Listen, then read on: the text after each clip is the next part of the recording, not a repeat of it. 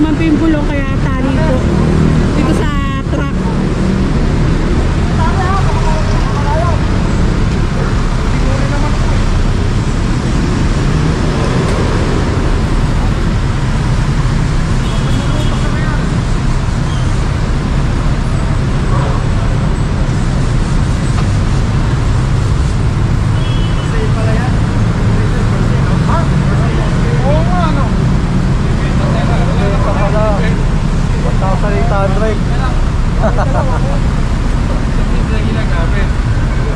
Ito, pagkalasan pang religious activities to eh. Opo. Kaso lang, nakikita nyo naman, parang hindi rin ba nun kasi binibenta. Dapat not for sale yan. Ayan, for sale nakalagay 1,800. Nakita ko lang kayo ng mga Kung pinamalitin nyo, dito tayo kayo.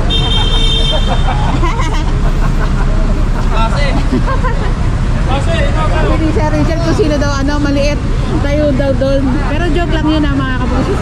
Pampalight lang dahil kanina pagod ang ating MMDA sa pagkatrabaho.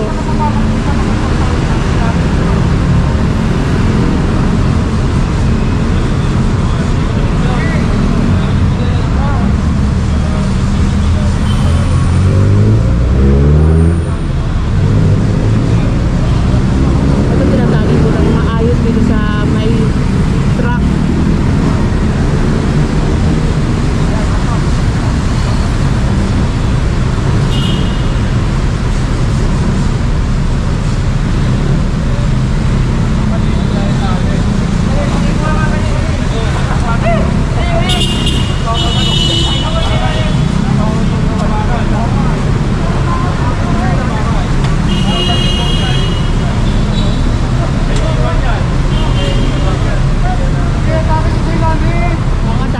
Dapat itali nga ng dahil pag may iwan nga rin po ito.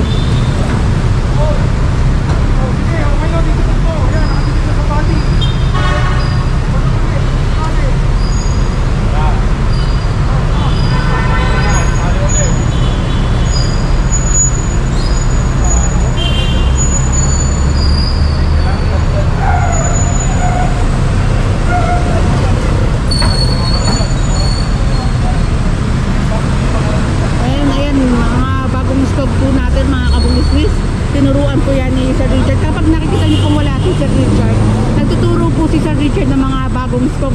At sa mga nakikita niyo rin po nagpipicture si Sir Richard, hawak yung cellphone, report po yun, sinisend ni Sir Richard yung report, and ebidensya na nga rin po sa pinupuntahan natin kapag bumalik tayo sa clearing. Ito yung ebidensya na ayan ka, pinakita yung ano mo, mga obstruction mo. Ayan, babalik ang busilak dahil. Ito po, Sikat Libro. Nahanap po yung may-ari dahil nasa bangketa ng po mismo.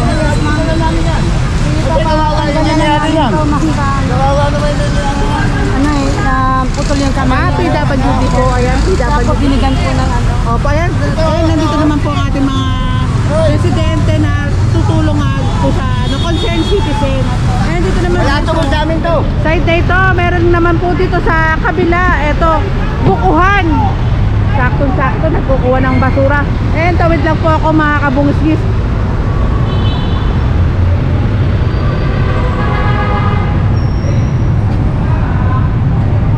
Etong bukuhan, meron pang stroller. Ayan si tatay, ang sarap na tulog.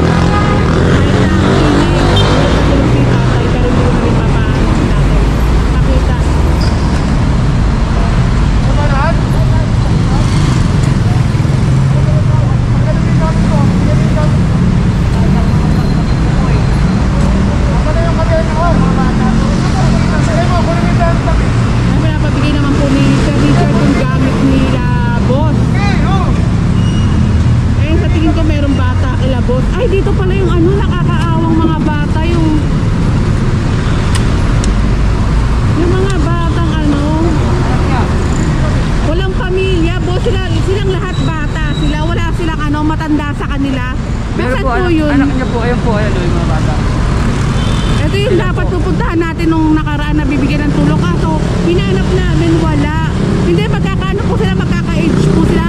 Ano lang po, matanda handa lang po yung ate nila ang nag-aalaga sa kanila. Parang ate na nga rin po nila.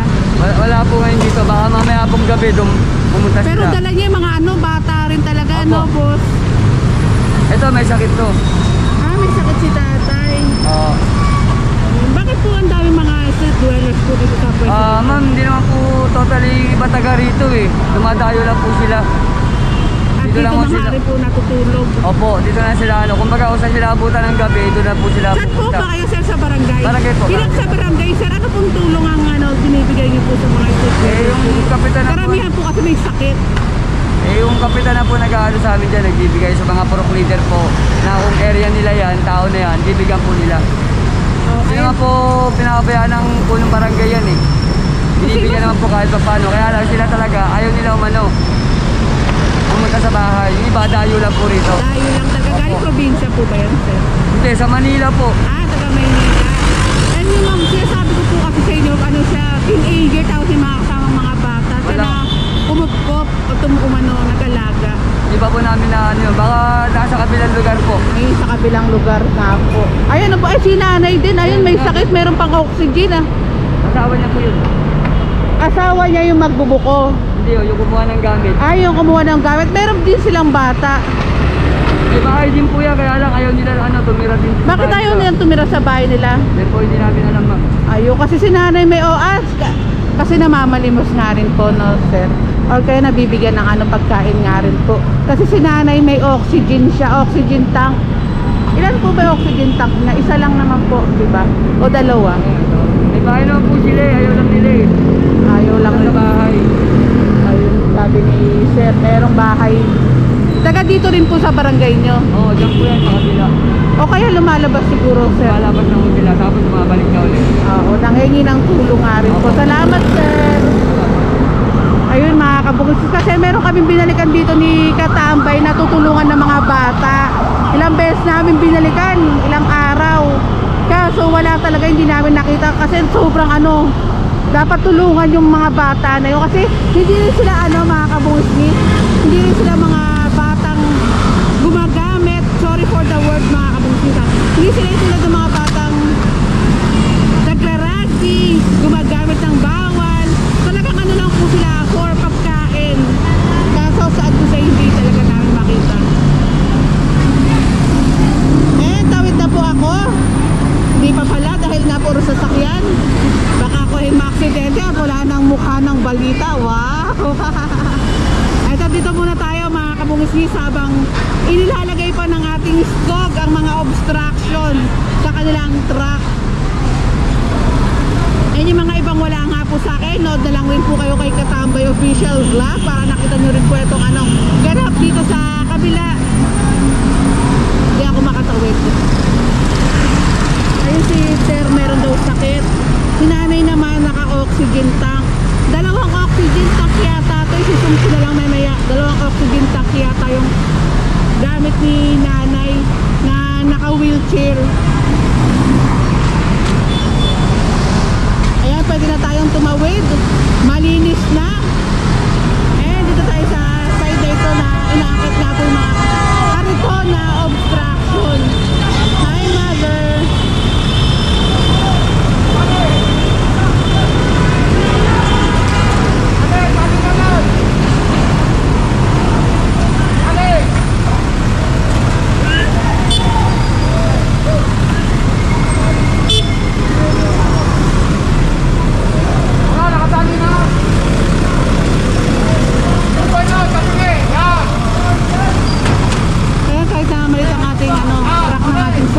Kasya nga po yung mga obstruction na yan na gagawa ng paraan.